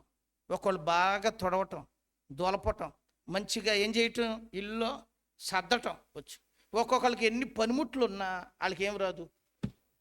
ఈ మూల ఆ మూల పోగులు ఆడేస్తారు అంతే. వాళ్ళు వీళ్ళ ఇంట్లో అన్నీ ఉంటాయి, కానీ ఎక్కడ ఏ పనిముట్టు పెట్టాలో తెలియదు.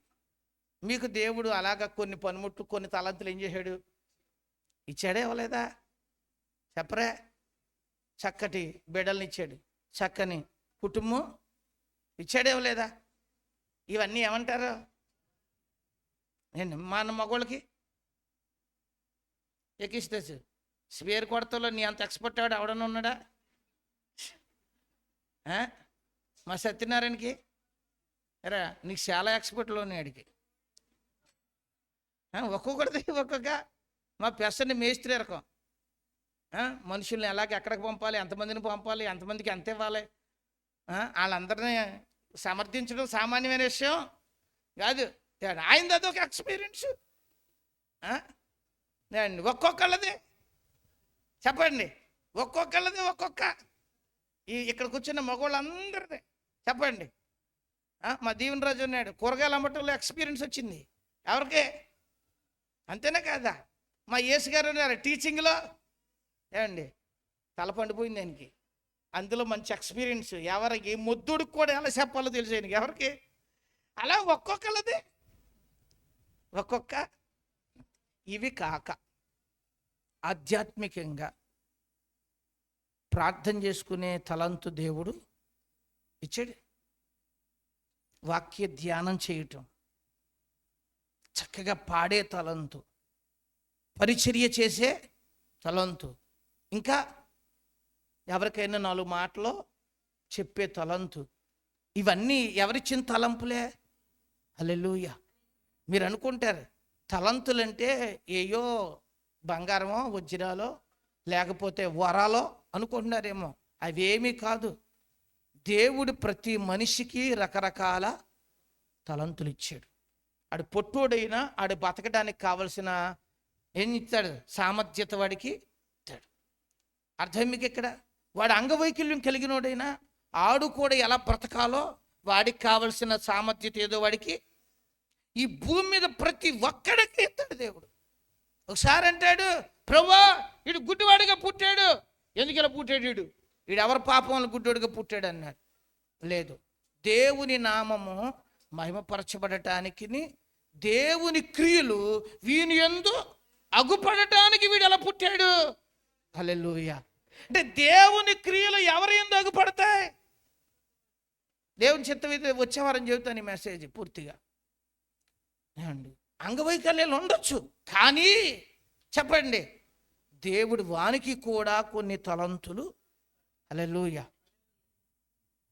గుడ్డోడు అవ్వచ్చు, కానీ వాళ్ళకు ఉన్నంత వివేకం ఎవరికే ఉండదు. ఒక్కొక్కళ్ళు చాలా తక్కువగా చూస్తాం మనం, కానీ వాళ్ళ నాలెడ్జి ఒక్కొక్క దాంట్లో దేవుడు ఏం చేస్తాడు చెప్పండి, ఉన్నతంగా ఇస్తాడు. అందుకు దేవుడు అందరికీ అనేకమైన తలంతులు. ఇప్పుడు పాడే చక్కటి స్వరం తలంతు ఇచ్చాడు అనుకోండి, ఇప్పుడు మీరు ఏం చేయాలి, ఎప్పుడు రావాలి కరుణ, ముందొచ్చి పాట సిద్ధమా, పాస్టమ్ గారు పాట పాడమ్మా అంటే పుస్తకంలో ఒక మ్యాచ్, ఇంకొకడు పోనుందా పోను ఆ పాట చూడు, ఏ పాట చూడు, వత్త ఏం చేసుకుని రావచ్చు. ఈరోజు నేను ఎక్కడికి వెళ్తున్నాను, సిద్ధపడి రావచ్చుగా. దేనికి? ఈరోజు నేను వెళ్ళి అందరి మధ్య చక్కగా దేవా నాకు స్వరం ఇచ్చావు, ఈరోజు నేను మంచిగా పాడి ఎవరిని స్తుతించాలి, దేవుని మహింపరచాలి, మీ పాటతో ఎవరిని మహింపరచాలి. ఈరోజు నేను బైబిల్ చక్కగా చదవాలి, పాస్టర్ గారికి నేను హెల్ప్ చేయాలి, లేకపోతే ఇవాళ తొడవాలి, ఇవాళ ఏదో పని. హల్లెలూయా. ఇవన్నీ ఎవరిచ్చిన తలంతులే. అవన్నీ మీరు ఎక్కడ పెట్టారు? ఇప్పుడు లెక్కేయండి, వాడుతున్నారా కప్పెట్టారా? ఒకడేమో 5 ఎన్ని చేశాడు, 10 చేశాడు. 2 ఎన్ని చేశాడు సుసన్న? 1 ఏం చేశాడు? కొద్దిగా గట్టిగా చెప్పండి. ఎక్కడ పెట్టాడు హర్షిత? పెట్టినప్పుడు ఏమన్నాడు వాడు? వచ్చినాను చదివేద్దామా? వెళ్ళి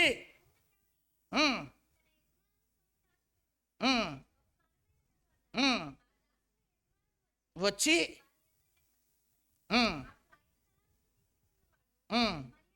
ఒకసారి నువ్వు మొత్తం అంతా చదివేస్తే చాలా టైం అయిపోతుంది మనకి. 25వ వచనం చదువు.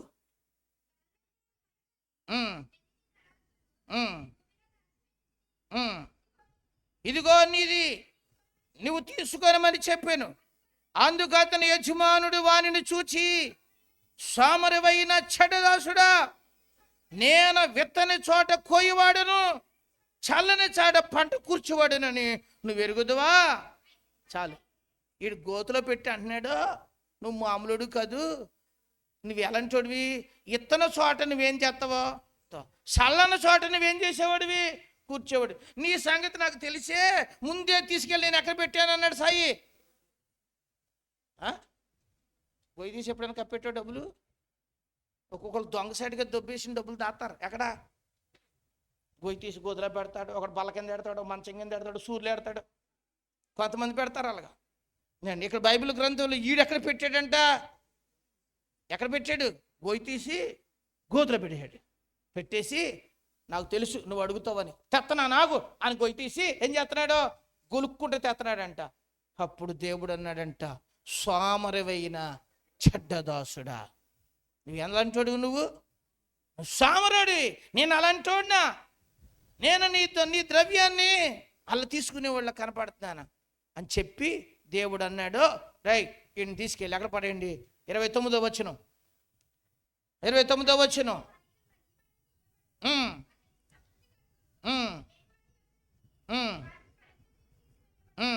మరియు పనికి మాలిన ఆ దాసుని వెలుపల చీకటిలోనికి త్రోసివేయడి, అక్కడ ఏడ్పు పండ్లు కొరుకుతూ ఈ సామరాన్ని తీసుకెళ్ళి ఎలుపుట ఉన్న ఎక్కడ పడేయండి? చీకట్లో తోసేయండి. అక్కడ ఏముంటుంది? ఏడుపు పండ్లు కొరుకుతూ ఉంటుంది. అక్కడ దోసిపారండి రండి అన్నాడండి. ఎవరు? ఏ శిష్యుడు? చూసారా? ఇప్పుడు మన తలంతులు ఆడకపోతే మనం ఎవరమని అర్థం? ప్రార్థన చేయడం వచ్చి చేయకపోతే మీరు ఎవరో? పరిచర్య చేయగలిగిన సామర్థ్యం ఉండి పరిచర్య చేయకపోతే ఎవరో చెప్పండి? బూర్లు ఎత్తం వచ్చి బూర్లు వేయకుండా కురుకు రాని వాళ్ళు ఎవరో? జంతుకులు ఎత్త వచ్చి చెప్పండి, రోడ్డు మీద జంతుకులు కొనేవాళ్ళు ఎవరో? అది గట్టిగా మాట్లాడచ్చు కదా. పూర్తి చేయండి. పని చేసేవాళ్ళు చక్కగా ఏం పని చేసుకోవాలి? మనం చెయ్యాలి. ఎవరి తలంతు ఇచ్చాడో ఆ తలంతు ఖర్చు పెట్టు. దేవుడు నిన్ను ఆశీర్వదించకుండా మనం ఎంత కష్టపడితే దేవుడు మనకు అంత మంచి ఫలాన్ని, హల్లెలూయా, నీకు ఏ పని ఇచ్చాడో, ఏ తలంతు ఇచ్చాడో అందులో నువ్వేం చెయ్యి? చెయ్యి. ఇప్పుడు డ్రైవింగ్ ఇచ్చాడు అనుకో, జాన్పాల్ గారు కష్టపడతాడు, దేవుడు తక్కువేమి చేయరు. ఆ రోజులు కష్టపడితే చాలు, 7వ రోజు పనికి వెళ్ళకపోయినా పర్లా, దేవుడు మనం దీవించడా? ఆ ఒక్క రోజు దానికోసం మనం చూస్తున్నాం. కానీ ఆ ఇచ్చిన 6 రోజులది దేవుడు దీవించి, దేవుడు ఆశీర్వదించి వాటిని భద్రపరిస్తే మనం ఎంతో ఏమవుతాం? ఈ ఒక్కరోజు దానికోసం వెళ్తాం, మిగిలిందంతా ఎత్తుకుపోద్ది అంతే. ఒక్కరోజు ప్రశాంతంగా పనులను పక్కన ఆడేసి దేవునితో గడిపి, ఇంటోళ్ళతో గడిపి, శుభ్రంగా మనస్ఫూర్తిగా వండుకుని శుభ్రంగా తినొచ్చు కదా. ఎక్కడ? ఏ రోజు చెప్పండి? ఈరోజు ఏ రోజు? దేవుడు ఇచ్చిన రోజు. గడుపుదాం, దేవునితో గడుపుదాం, ఆత్మీయ విషయాలు నేర్చుకుందాం, ఏమన్నా పని ఉంటే చేసుకుందాం. ఈరోజు మీరు గుర్తుపెట్టుకోండి దేవుని పిల్లలు కదా. ఇలాంటి అవగాహన మనకుంటే దేవుడు మనల్ని ఆశీర్వదించడా? నేనంటే దేవుడు తప్పకుండా ఏం చేసే దేవుడు? హల్లెలూయా. అందుకనే మనకి ఏ తలంతు ఇచ్చాడో అది శక్తి లోపం లేకుండా కష్టపడండి. దేవుడు మనల్ని ఇచ్చేవాళ్ళుగా చేస్తాడు కానీ చెప్పండి అప్పులు పాలు చెయ్యడు. పని అక్కడ పెట్టుకొని ఇంట్లోకి వెళ్ళిపోయి సామరపోతలో పడుకుంటే ఆడికి ఇలాగే అంటాడు దేవుడు, సామరవైనా పని పెట్టుకుని సెల్ ఫోన్ ఇచ్చుకుని ఆడుకునేవాడు ఉన్నాడు అనుకోండి, ఏమర్చుకుని అంతేనా చెప్పండి? ఏ ఫోన్ ఇచ్చుకుంటారు? ఒక్కొక్కడు సెల్ ఫోన్ ఇచ్చుకుని ఆడుకుంటారు. దేవుడు ఒరే స్వామిరాడు నీకు పని ఎందుకు నీక అంటాడు. అందుకనే పనున్నంతసేపు చేసుకో, తప్పేమీ లేదు. ఒక్కొక్కరు నా దగ్గరికి వచ్చాను, పిల్లని చేశానండి బాబా, రాసేస్తుందంటాము. ఎక్కడ మరి పని చేసుకోండి కథ భాగవతుడి కాళ్ళు చేతులు ఇచ్చింది, ఏం చేసుకోవాలి? చేసుకోవాలి. మా ధన్యురాలు వచ్చి అంటుంది, హర్షితని హాస్టల్ వేసానండి, గడ్డి పీకి ఇచ్చేస్తున్నారంటండి అంటుంది. ఏ పీకి ఇచ్చేస్తున్నారా? నేను అన్నం తప్పులేదు, శుభ్రం చేత్తం నేర్చుకుంటే రేపొద్దున అత్తోరింటికి వెళ్ళాక ఆ దొడ్డంతా మొక్కలు ఏమీ చేసుకూడదే, పీక్కుండదే. ఆ అలవాటు లేదు అనుకో, నేను చేతులు కదిపోతాడుదే. అది ఏదో కొద్దిగా ఏమై ఉంటే చెప్పరే. హల్లెలూయా. పని చేసుకునే సమయం ఉన్నప్పుడు ఓపిక ఉన్నంతసేపు ఏం చెయ్యాలి? సిగ్గుపడద్దు. దొంగతనం చేస్తాం తప్పు, పాపిష్టి పనులు చేయడం తప్పు, కష్టపడతాం తప్పేమి, మన పని మనం చేసుకుంటాం తప్ప. నా పనులన్నీ నేనే చేసుకుంటా. అవసరమైతే కొద్ది పాస్టర్ గారు కూడా సాయం చేస్తా, ఆవిడ కూడా నాకు ఏం చేసి పెడద్ది చెప్పరే. నా పనికి ఆవిడ సాయం చేసి పెడద్ది.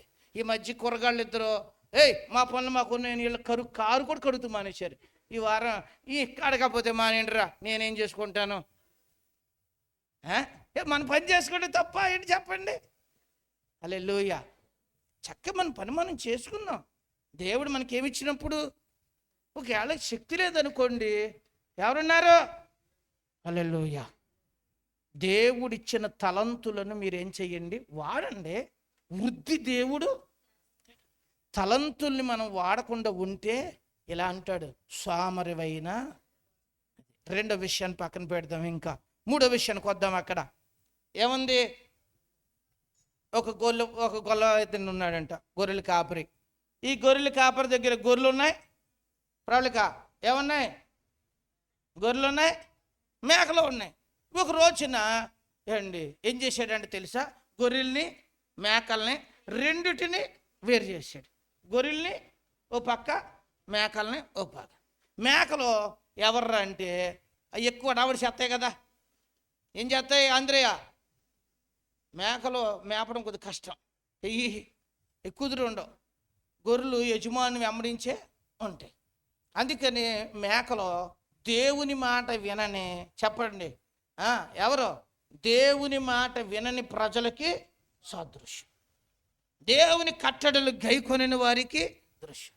గొర్రెలు ఎవరు అంటే దేవుని మాట విని వాళ్ళని చెప్పండి మంచి పనులు, దైవికమైన పనులు చేసిన వారికి సాదృశ్యంగా కనిపిస్తుంది. ఇక్కడ రెండు విషయాలు గుర్తుపెట్టుకోండి. ఈ కాపరి గొర్రెల్ని మేకలు ఏం చేశాడంట? ఒక రోజున దేవుడు మారు మనసు పొందిన వారిని ఏం చేస్తాడు? వేరు చేస్తాడు. ఏమండి, ఈ మేకల గుంపు దగ్గరికి వెళ్ళి అలా అన్నాడంట, ఏమని? నా తండ్రి చేత శపించబడిన వారలారా, మీకు అపవాది కొరకు సిద్ధపరచబడిన పాతాళములోనికి పోండి అన్నాడు. తర్వాత గొర్రెల దగ్గరికి వెళ్ళాడంట. గొర్రెల దగ్గరికి వెళ్ళి ఇలా అన్నాడు, నా తండ్రి చేత ఆశీర్వదించబడిన వారలారా, ఇదిగో మీ కొరకు సిద్ధపరచబడిన ఈ రాజ్యం మీరు ఏం చేసుకోండి, తంచిరా. హల్లెలూయా. అవన్నీ చూసి అలా అంటున్నారంటే, రమేష్ ఈ నీకోసమేరా, ఆ సోఫ నీకోసం కూర్చోరంటే, బాబోయ్ ఇందులోనా? నేను ఇదివరకు చూశాను కానీ ఇందులో కూర్చో, బాబోయ్ నేనంతటోని కాదండి అన్నాడు. ఎవరో?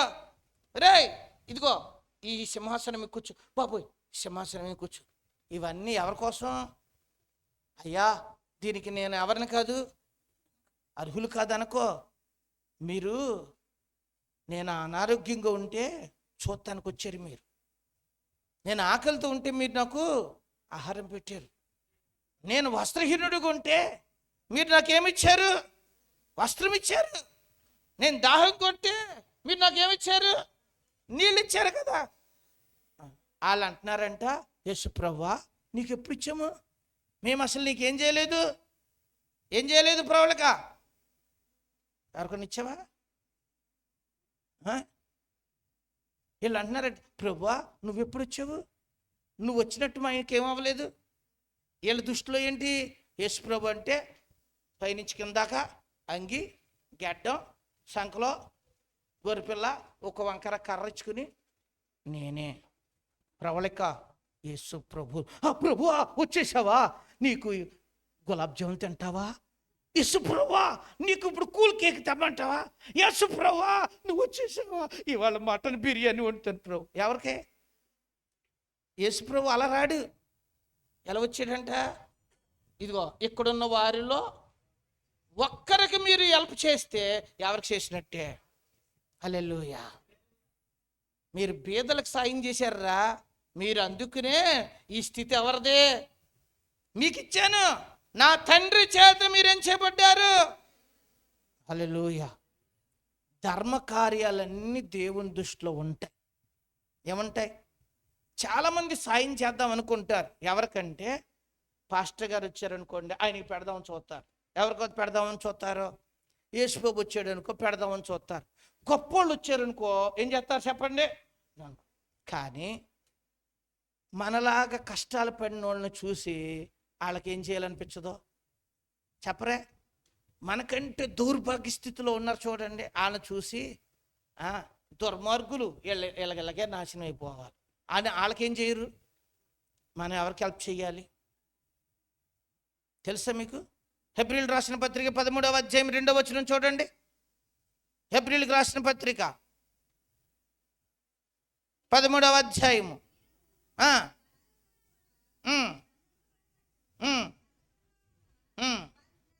ఒకసారి మొదటి వచనం చదువుదాం. సహోదరులారా ప్రేమలో నిలకడగా ఉండనీయుడి. దేవదూతలకు ఆతిథ్యము, మీరు వారితో కూడా బంధింపబడి బంధకములో ఉన్న వారిని జ్ఞాపకము చేసుకొనుడి. మీరు శరీరముతో ఉన్నారు గనుక కష్టములు అనుభవించుచున్న వారిని జ్ఞాపకము, శరీరముతో ఉన్నారు కనుక కష్టము అనుభవించిన వారిని ఏం చేసుకోండి. మీరు శరీరముతో ఉన్నారు కదా అన్నాడు. ఇప్పుడు శరీరంతో ఉన్నవారా? మీరు శరీరం లేనివాళ్ళ? శరీరంతో లేమన్న వాళ్ళు చెయ్యొత్తండి. మనం అందరం ఎవరు? ఆకలి బాధ మనకు తెలుసా కదా? వస్త్రహీనత, అవమానాలు, నిందలు, శ్రమలు తెలుసు. అలా మనలాగా పడుతున్నవాడు ఎవడన్నా కనపడితే ఏం చేయాలి? మనం ఏం చేయాలి? అదే హెల్పింగ్ నేచర్ అంటారు. సహాయము చేయటం. చేస్తే ఏమైనా ఫలితం ఉందా? అపోస్తల కార్యములో కొర్నేలు గురించి మనం చదువుకున్నాం. చాలాసార్లు చెప్పాను నేను. దాని గురించి 2 ఆదివారాలు చెప్పాను. ఒక్క కొర్నేలు గురించి మీలో ఎంతమంది గుర్తుపెట్టుకున్నారు? అక్కడ ఇలా రాయబడితే అతడు ప్రార్థన చేస్తుంటే దేవుని దూత చెబుతుంది, కొర్నేలు నీ ప్రార్థన, నీ ధర్మ కార్యములు దేవుని సన్నిధిలో ఏమై ఉన్నాయి? జ్ఞాపకార్థంగా ఉన్నాయి. హల్లెలూయా. మన ధర్మ కార్యాలు ఎక్కడ ఉంటాయి? ఎక్కడ ఉంటాయి తెలుసా? మీ ఇంట్లో జ్ఞాపకార్థంగా ఫోటోలు పెడతారా? ఎవరి ఫోటోలను పెట్టారా? మాట్లాడండి. మీ మామగారి ఫోటో, అమ్మగారి ఫోటో, నాన్న చచ్చిపోయిన వాళ్ళు ఫోటోలు పెడతారు కదా. గొప్ప వాళ్ళు ఫోటోలు, నాయకుల ఫోటోలు, మంచి మంచి యాక్టర్ల ఫోటోలు పెడతారు. ఎందుకు? ఎక్కడ? గుర్తుగా. దేవుడు మనల్ని అక్కడ పెడతాడంట. మనం చేసిన ఏంటయ్యి ధర్మకార్యాలు అక్కడ పెడతాడు. హల్లెలూయా. అందుకే చేయగలిగినప్పుడు నేను అంటాను, అప్పు చేసి చేయమని చెప్పలేదు. అప్పు చేసి చేయమని చెప్పలేదు. ఇంట్లో వాళ్ళని నొప్పించి బాధ పెట్టి చేయమని నేను చెప్పట్లేదు. నీకు ఒక స్థితి ఇచ్చినప్పుడు, నీకు ఒక స్థాయిని ఇచ్చినప్పుడు దేవుడు, నీవు ఏం చెయ్యి చెప్పండి? హెల్ప్ చెయ్యి.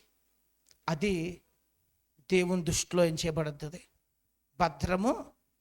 అందుకని అన్నాడు, ధర్మములు చేసే విషయంలో మనం నిర్లక్ష్యం చేస్తే దేవుడు అంటాడు, నీ తోటి వానికి నువ్వు హెల్ప్ చేయకపోతే నువ్వు పరలోక రాజ్యంలో కూర్చుంటానికి నువ్వు ఎవరో కాదు, అర్హుడువు కాదు.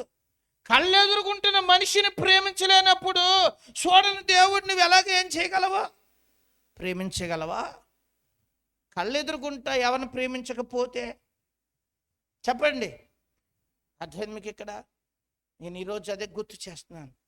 మనము దేవుని బట్టి దైవ ప్రేమను మనం ఏమై ఉండాలి చెప్పండి, కలిగి ఉండాలి. హల్లెలూయా. 3 ఉపమానాలు, 3 సందేశాలు. 1, ఆధ్యాత్మిక విషయాలలో మనము నిర్లక్ష్యము చేయకూడదు. 2వ పాయింట్, దేవుడు మనకిచ్చిన తలంతుల విషయంలో మనము నిర్లక్ష్యము చేయకూడదు. 3వది, చేయగలిగిన ధర్మము చేయటంలో నిర్లక్ష్యము చేయకూడదు. చేయగలిగిన ధర్మములో ఏం చేయకండి, నిర్లక్ష్యం చేయకూడదు. ఆ ధర్మమును బట్టి కూడా మనం ఎక్కడికి వెళ్తాం? పరలోకంలో ఉంటాం. పరలోకంలో మనం ధనాన్ని సమకూర్చుకుంటాం. పరలోకంలో మన ఈవులను ఏం చేసుకుంటాం? హల్లెలూయా. ఈరోజు మీరు గుర్తుపెట్టుకోండి, 3 విషయాలు మీకు తేటగా అర్థమవటం కొరకు ఒకే అధ్యాయంలో యేసు ప్రభువారు వివరంగా చెప్పాడు. ఈ విషయాలు అర్థమయ్యే రీతిలో చెప్పాడు ఆ రోజుల్లో. ఈరోజు కూడా మనం అర్థం చేసుకోకపోతే మనం చాలా ఏమైపోతాం చెప్పండి? నష్టపోతాం కదా. ఈ దినం మీకు అర్థమైందా? ఏ విషయంలో మనం నిర్లక్ష్యంగా ఉండకూడదు చెప్పండి? మొదటిది, ఆత్మీయమైన విషయంలో ఎనీ టైం రెడీ. ఎప్పుడు వచ్చినా ఎవరో అలా నువ్వు ప్రతి కుటుంబం అలా ఏమవ్వాల్సిందే, సిద్ధపడి ఉండాలి. 2వ విషయం చెప్పండి, దేవుడికి ఏ తలంతు ఇచ్చాడు, ఏ పని ఇచ్చాడు, ఏ సామర్థ్యం ఇచ్చాడు, కష్టపడు, పని చేసుకో. చదువుకునేవాళ్ళు కష్టపడి చదువుకోండి. దేవుడు మిమ్మల్ని ఏం చేస్తాడు? ఆశీర్వదిస్తాడు. చదవకుండా వచ్చేసి పరీక్ష టైంలో పాస్టర్ గారు ఏంటి మా కోసం ఏం చేయండి పెన్న మీద కూడా చెయ్యేసి ఏం చేయండి నాయన, మా మొద్దు పుట్టక చదవకపోయినా నువ్వే రాసే నాయన, పెన్నలో నువ్వుండు, ఇంకులో నువ్వుండు. ఇంకేమన్నా నేను అట్లా నువ్వు అనాలా? నేను చెప్తాను, అలాంటి వాళ్ళు పేసవరు. సాయి శక్తుల్లో నువ్వు కష్టపడు, నీ వల్ల కానిది దేవుడు నీకు, మనకి ఇవ్వబడిన తలంతులన్నీ అంతే. నీ సాయి శక్తులను నువ్వేం చేయి, ప్రయత్నం చేయి. ఆ టైంలో దేవుడు నీకు ఎలా చెయ్యాలో అలాగూ ఏం చేస్తాడు. 3వ విషయం చెప్పండి, ఏం చేయాలి? చేయగలిగిన ధర్మ కార్యాలు చేయి. అవి దేవుని దగ్గర జ్ఞాపకార్థంగా ఉంటాయి. ఇలా ధర్మ కార్యాలు చేసిన వాళ్ళందరినీ దేవుడు తన రాజ్యంలో తనతో కూడా చూడడానికి ఏమయ్యాడు చెప్పండి? ఇష్టపడ్డాడు కదా. అందుకే అన్నాడు, మీరు నిర్లక్ష్యము చేయొద్దు. ఒకవేళ మీరు నిర్లక్ష్యం చేస్తే ఏం జరుగుద్ది? 19వ వచనం హెజ్కేలు గ్రంథంలో ఏం చెప్పాడు ఆయన? అక్కడ అన్నాడు ఏమని? ఆ దోష శిక్ష అతని తల మీదే. మనం చేసుకున్నదే మన నెత్తి మీదకి వస్తుందా రాదా? అది మనం నిర్లక్ష్యం లేకుండా ఉంటే మంచి పరిస్థితులు. నిర్లక్ష్యం కలిగి ఉంటే వచ్చిన నష్టం ఎవరి నెత్తి మీదకు వెళ్దో, ఎవరి మీదకి వస్తుంది? ఎవరి నెత్తి మీదకి వస్తుంది? మన నెత్తి మీదకి వస్తుంది. మోకరించండి, ప్రార్థన చేసుకుందాం. పరిశుద్ధాత్మ దేవుడు ఈరోజు ఆయన పిల్లలైన మనందరితో మాట్లాడిన మాటలు ఎవరికి వారిగా కొన్ని నిమిషాలు మన హృదయాలు, మన అంతరంగములను పరిశీలన చేసుకుని దేవుని పాదాల దగ్గర ప్రతి ఒక్కరము ప్రార్థన చేద్దాం. యేసయ్యా, నిర్లక్ష్యం నాలో తీసివేయి, నిర్లక్ష్యం నాలో తొలగించండి. చాలా విషయాలు నేను నిర్లక్ష్యం కలిగి ఉన్నాను ప్రభువా. ఈరోజు దేవుని దగ్గర ప్రార్థించండి. అందమైన కుటుంబాన్ని ఇచ్చాడు, నిర్లక్ష్యంగా ప్రవర్తిస్తున్నాను, క్షమించయ్యా. ఎక్కడికి వెళ్తున్నారు? ఏం చేస్తున్నారు? యేసయ్య ఇంత సమయం అయింది, ఏంటి పని ఏంటి? ఎందుకు నీకు నిర్లక్ష్యంగా వహించే వాళ్ళ విషయంలో, పిల్లల విషయంలో, కుటుంబ విషయంలో, భార్య భర్తల విషయంలో ఈరోజు ప్రభు సన్నిధిలో ప్రార్థన చేసుకోండి. ప్రభువా, ఎందుకు నాకు ఆ నిర్లక్ష్య ధోరణ, నాలో నిర్లక్ష్య ధోరణ తీసివేయి. దేవుని దగ్గర అడగండి. నా ఆత్మీయమైన విషయాల్లో నాకు నిర్లక్ష్యం ఉండకూడదయ్యా. భక్తి విషయంలో నేను నిర్లక్ష్య పడుతున్నాను. ప్రార్థన చేసుకుందాం అనుకుంటున్నాను, గుడికా వెళ్దాంలే అనుకున్నాను, ఈ ఆదివారం పోనే వచ్చేవారు వెళ్దాం అనుకున్నాం. ఏంటో నిర్లక్ష్యం. ఆరాధన విషయంలో ఏంటో నిర్లక్ష్యం. వాక్యాన్ని ధ్యానించట్లో నిర్లక్ష్యం ఏంటి? పరిశుద్ధంగా జీవించడానికి ఎందుకు నిర్లక్ష్యం? వచ్చే వారం నుంచి జాగ్రత్తగా ఉందాంలే అనుకున్నావా?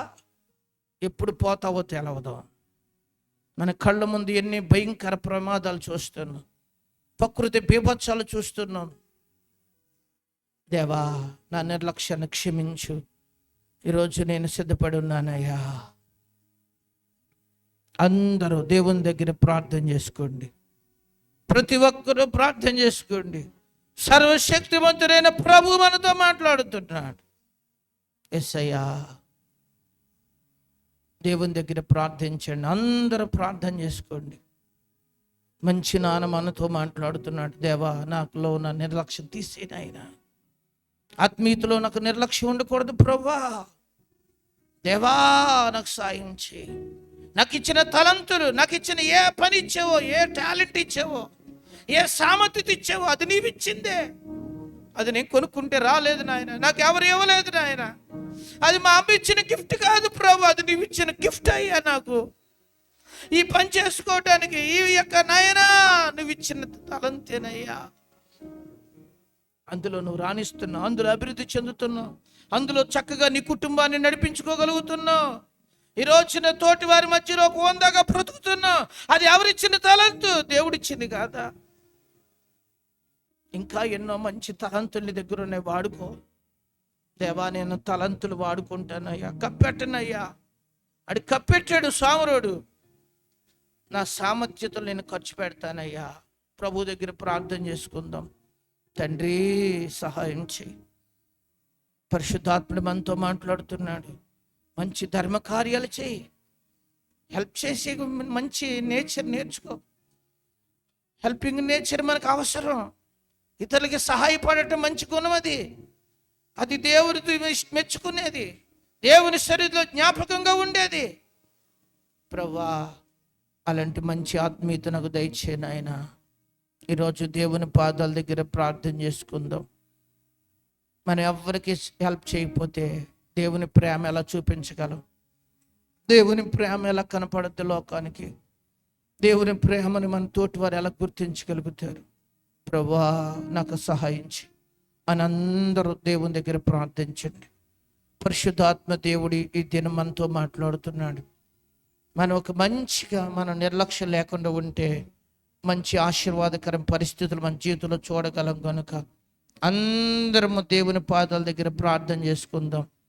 ప్రతి ఒక్కరూ ప్రార్థన చేసుకోండి. కొన్ని నిమిషాలు ప్రభు యొక్క బల్లలో చేయి పెట్టబోయే ముందు ఈరోజు మిమ్మల్ని మీరుగా ఒకసారి ఆలోచించండి. అయోగ్యంగా దేవుని బల్లలో చేపెట్టిన వారు కొందరు బలహీనులైపోయారు, కొందరు మరణానికి కూడా గురైపోయారు.